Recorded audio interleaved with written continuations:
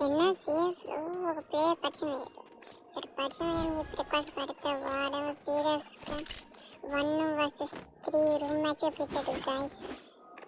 సరే అతను టీమప్ చేస్తుంటే వీళ్ళేమో టీమప్ అయినట్టే అయ్యి కొడుతున్నారు గాయస్. చూసారుగా, ఇదంతా బాగుంది కానీ ఒకడు వచ్చి సడన్గా హెడ్ షాట్ కొట్టేశాడు.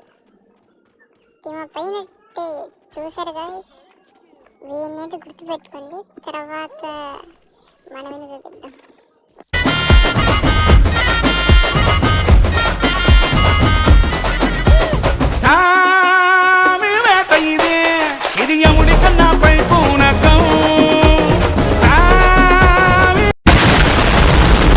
సో తర్వాత అయితే 3 రౌండ్లు అయితే ఓడిపోయాయి అనమాట. సరే ఏం చేస్తాం, ఫ్యాక్ట్. సో ఇక్కడికి వచ్చిన తర్వాత ఒకడేమో పనికి కలుపుతూనే ఉన్నాడు. వాడు మనం పట్టుకోకూడదు, అనగా తొందరగానే కూడా వెళ్ళకూడదు. సో ఫస్ట్ డ్రాప్ దగ్గర లూట్ ఏరుకుందాం.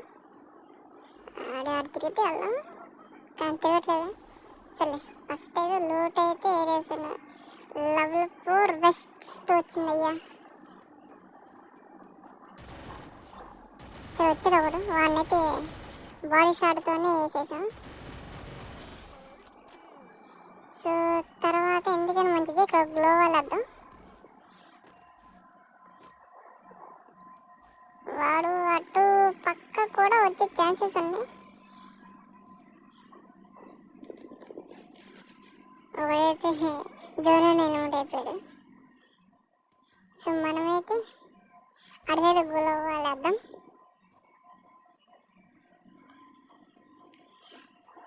వచ్చాడు, బాడీ షాట్ తోటి అయిపోయాడు పాపం.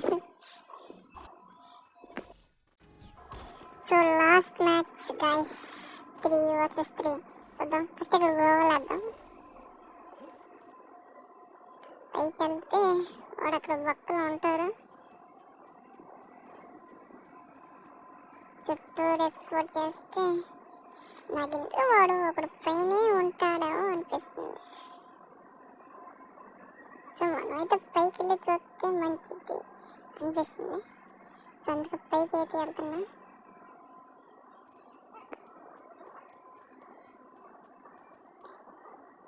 అడుగుండి అక్కడే ఉన్నాడు అనుకుంటూనే ఉన్నా. సో ఇకైతే స్పీడ్ తోటే 2 బుల్లెట్లు అయిపోయాడు.